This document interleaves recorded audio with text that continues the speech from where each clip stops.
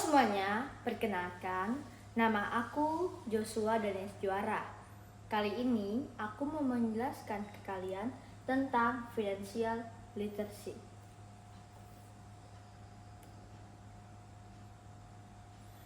Kita akan membahas kenapa penting impian dan rencana, dan ada 4 pilar keuangan, aksi cerdas, investasi dan apa itu resikonya, kesimpulan dan aksi. Kenapa literasi keuangan itu penting? Di sini kita punya quotes. Most people don't plan to fail. They fail to plan, dari John Beckley. Jadi, kalau kamu nggak punya rencana keuangan, jangan kaget kalau impianmu cuma jadi wacana. Uang bukan segalanya, tapi kalau nggak dikelola, kamu bisa kehilangan hal yang penting dalam hidupmu.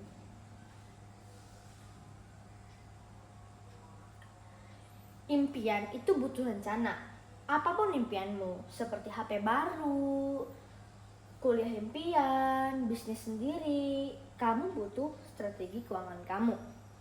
Yuk mulai dari sekarang, tentukan tujuan, atur pengeluaran, dan belajar menabung dan investasi.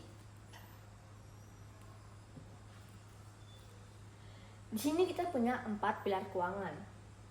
Yang pertama adalah wealth creation, yaitu cari penghasilan. Yang kedua, wealth accumulation, kembangkan uang lewat investasi, kripto dan lain-lain. Wealth protection, lindungi dari resiko. Wealth distribution, salurkan untuk masa depan dan orang lain. Dasar literasi keuangan menunjukkan bahwa keuangan bukan hanya soal menabung, tapi ada proses lengkap dari cari, kelola, lindungi, hingga bagi uang. Aksi nyata, catat uangmu.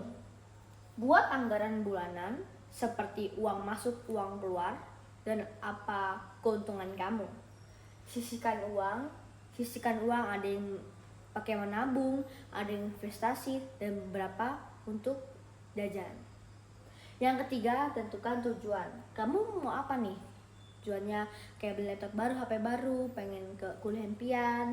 Dan keempat, belanja bijak. Jadi bedakan kebutuhan kamu dengan kebutuhan yang gak penting.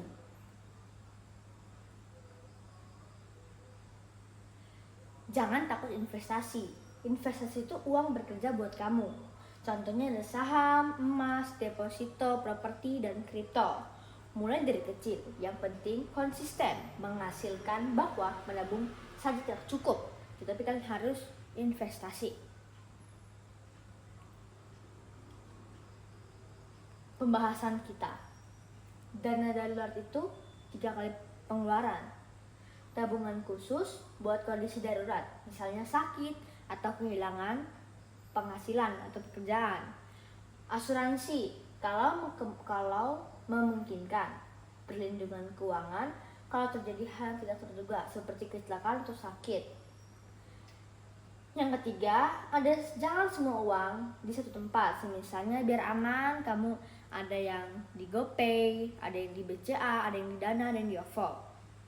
Selanjutnya, dihindari utang gaya hidup. Jangan mengutang cuman buat gaya atau barang yang gak penting, cuman buat pamer. Intinya, siapkan diri supaya enggak kaget kalau ada masalah keuangan. Kesimpulan yang kita ambil dari video ini, yang penting bukan seberapa besar uangmu, tapi seberapa besar uangmu dikelola. Ayo mulai dari hari ini, tetapkan tujuan supaya kamu tahu arah dan semangat kamu. Buat anggaran, buat pengeluaran yang terkontrol, pemasukan. Sisihkan uang, tabung, investasi, jajan, baru belanja ya. Belajar terus soal keuangan, semakin paham, semakin siap hadapi masa depan. Terima kasih sudah menonton video saya. Saya Joshua, sekian.